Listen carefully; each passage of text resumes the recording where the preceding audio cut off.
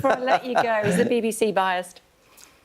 Well, I used to chair the all-party parliamentary group for the BBC, so I've always been a friend of the BBC. Here's Minister for Transport, Huw Merriman, being questioned by Kay Burley on Sky News to whether or not he believes the BBC is biased.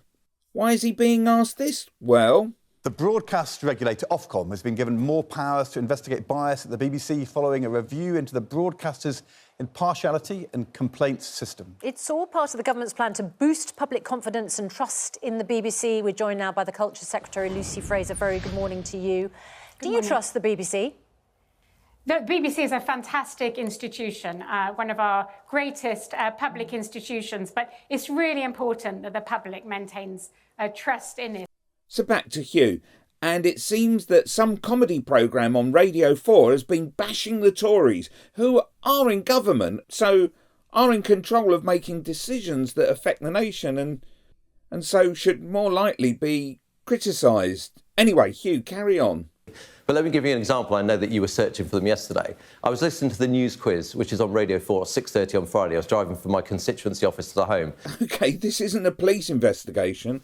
For 10 minutes, all I heard, and it wasn't satirical, it was just diatribe against Conservatives, not the government.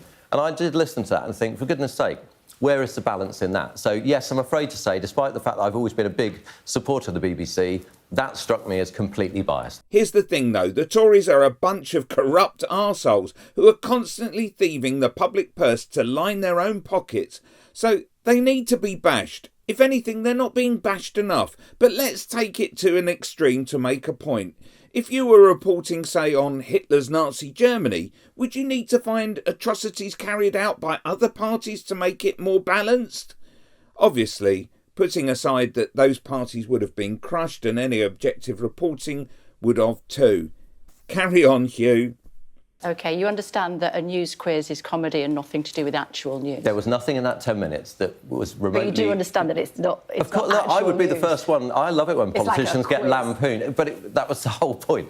There wasn't actually anything in it, in that particular regard, which struck me as being sort of amusing. It was actually just more the drive. It may not have been the news quiz, but it was 6:30 on a Friday. And, as I say, it didn't strike me, as being particularly satirical. It was just people standing up. So you do think they're biased? Well, that was just... Look, listen to the first 10 minutes. I challenge any of your audience to it. Do you think BBC News is biased? It was totally biased. Oh, boo-hoo-hoo. On the strength of that means we're going to have more right-wing talking points in the future. Oh, dear me. Click here for how Thatcher messed up your mind.